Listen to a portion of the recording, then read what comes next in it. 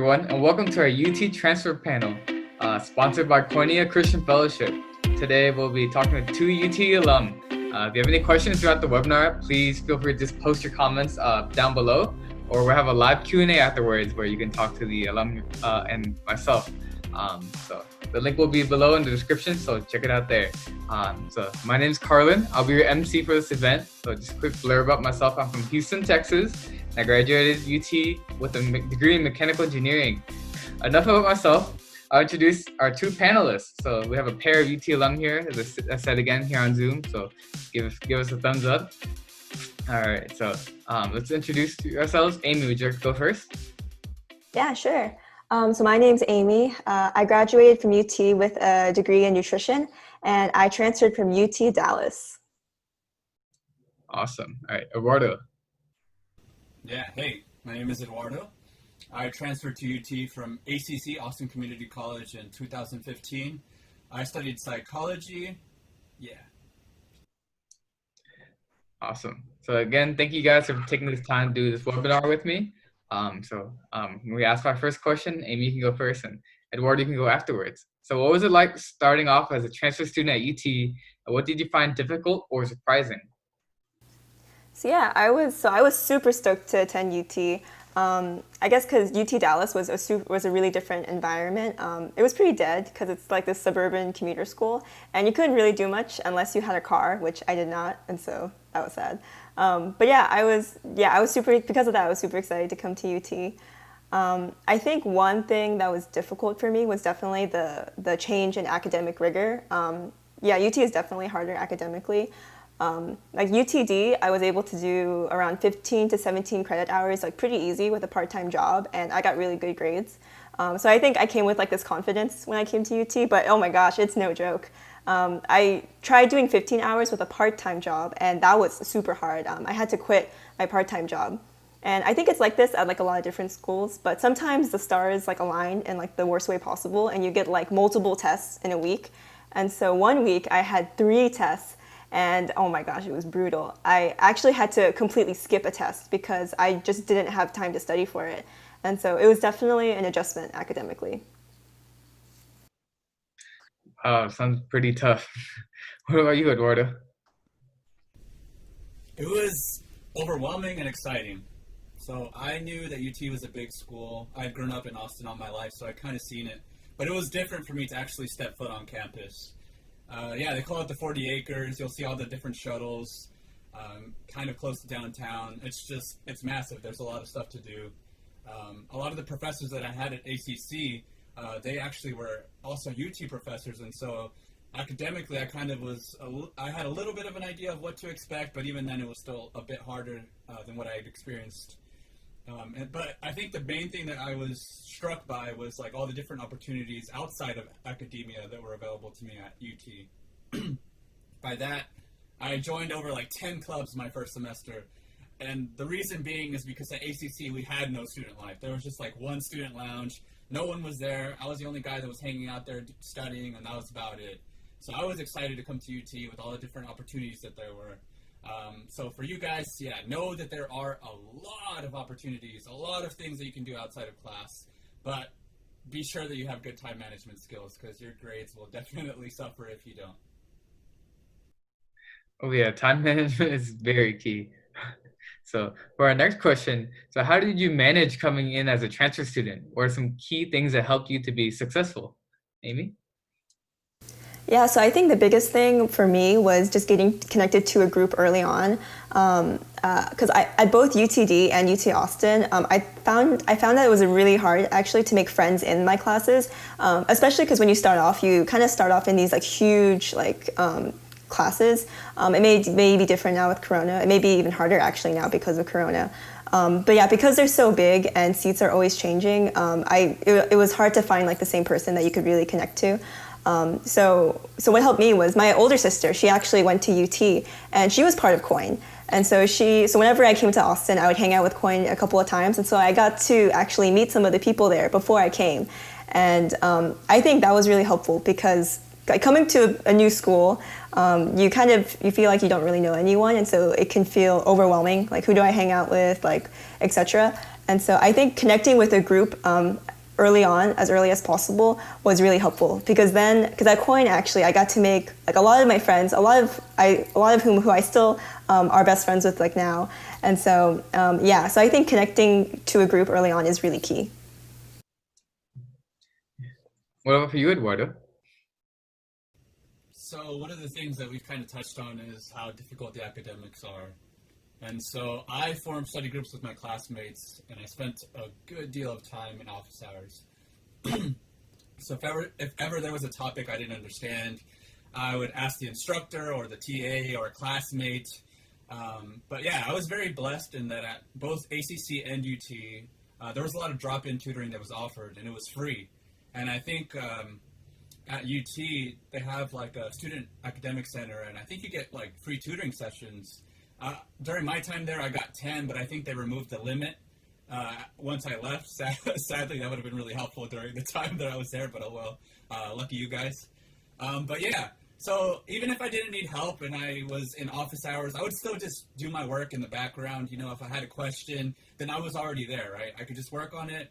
If somebody else had a question, then I could just listen in, and I could just learn vicariously through them. But yeah, so I would definitely say studying in groups was also a big benefit to me, especially in chemistry. My first couple semesters, there would at times be topics that I would understand that my friend wouldn't understand, and so we would basically take turns teaching one another the things that we didn't know, so we'd fill in each other's gaps. So I would definitely recommend building study groups. It's both a way to build relationships, right, because you're both suffering in that same academic area. So yeah, you can share in mutual suffering, but then that'll help you grow closer with other people too. Nice. All right. So our next question is, what is one piece of advice you would give the transfer students watching this right now? Amy? Sunscreen, my friend.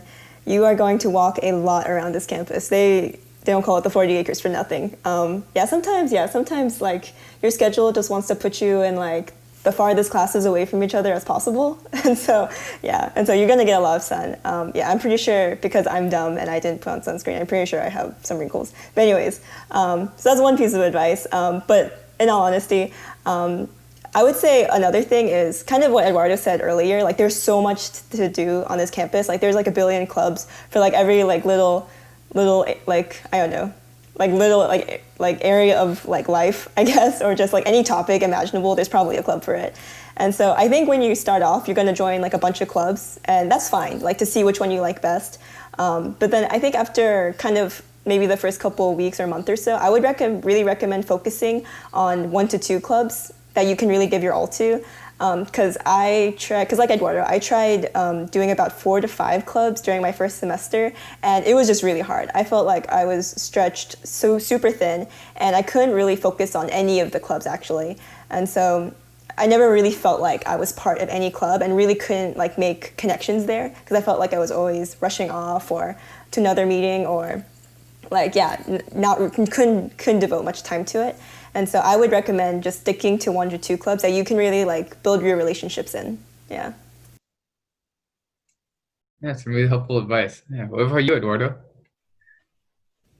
So I think the best advice that I can give you is that you are so much more than your GPA. And the reason I say that, if we haven't already touched on it enough, the academics can be rough at UT. It's just the case for some people, you know. I say so because a lot of people come in with a lot of, I came in with the aspirations of going to med school or going to grad school. And so did a lot of people, right? A lot of people had that idea of like, you know what, I need that 4.0 GPA. I need the perfect GPA, right? And then a lot of your freshman courses, a lot of the, all the beginner courses, whether it's freshman or even just early on, you're going to find that there are a lot of weed out classes, and those are going to be tough. And so really, just, take care of yourself. Do your best, of course, always. Do everything that you can to do well in those classes. But there may be moments where you don't do as well as you should, and definitely want you to know that you shouldn't beat yourself up about it. So, I'm sure you all can agree with me that we weren't intended to just study or work. So make time for the things that you're passionate about. Join an intramural sports team, get to know your classmates, and talk about something other than the next exam. And make those long-lasting relationships and explore the bigger questions of life, like who you are and what the purpose of your life is. Yeah, thanks for that advice, Eduardo. So we're at our last question. So, what were your expectations coming to UT, and how'd they pan out? Amy? So my expectations coming into UT was that it was going to be super fun and exciting, and that totally came true. It was honestly, Austin and UT is an amazing city and an amazing college, and kind of like what Eduardo was saying earlier, there's so much you can do. There's so much that you can explore, and so I think like it actually exceeded my expectations because I think I came in like looking for I think like just like a fun college experience, but then I think I was able to make like long-lasting friends through it as well, who I still hang out with and even live with, and so yeah, I think it completely exceeded my expectations, and then just shown me to introduce me to so many other things that I wouldn't have I think gotten to know if I kind of stayed within like my own bubble, like back at UTD. Yeah, so. What about for you, Eduardo? Yeah, I wasn't honestly expecting very much, to be honest. My idea was that I would get in, make good grades, have some fun, and then ultimately move on to whether it was med school or grad school, since my plan was to be a psychiatrist or a clinical psychologist. But yeah, throughout my time at UT, I just kept my mind open. I was receptive to whatever would come. I was open for opportunities.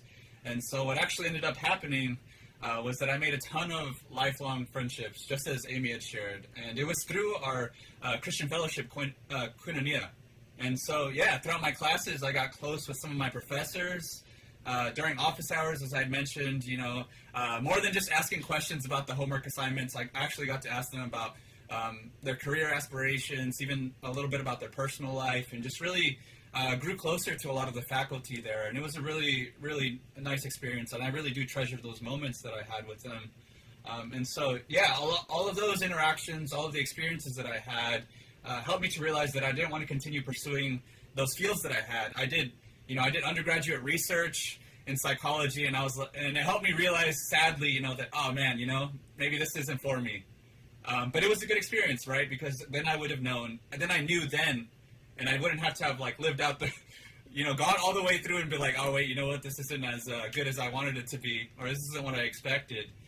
So yeah, there was a lot of cool opportunities that came because I was open. I was given the opportunity to be a TA for physics, which if you would have asked me what I would have expected to do, it would have not have been a physics TA.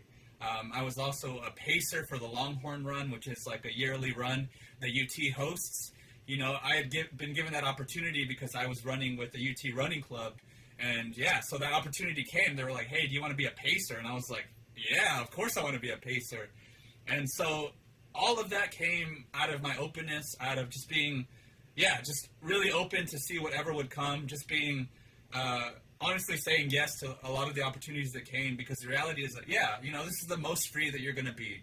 And so, like I said earlier, take this time to answer those big questions of life, to get to know yourself and things like that. So, I ended up experiencing a lot more than I could have ever imagined, and I encourage you guys to likewise keep an open mind and be open to the experiences that come to you as you navigate through this important period of your life. Awesome, y'all. Thank you for sharing. So yeah, we're at the end of our webinar. Thank y'all again for taking this time to speak with me and share, your transfer experience to help these transfer students out. With that said, I know we talked about a lot. So some of y'all watching, I know y'all might have some lingering questions. So yeah, again, in the description down below, as Eduardo was pointing out, feel free to click on that Zoom link, and feel free to chat with myself, and Amy and Eduardo will be there. So feel free to check it out, and maybe you had some questions in that chat box or in the comments below. We'll help you answer any of those questions as well. Hope to see you on Zoom. Thanks for watching. Welcome.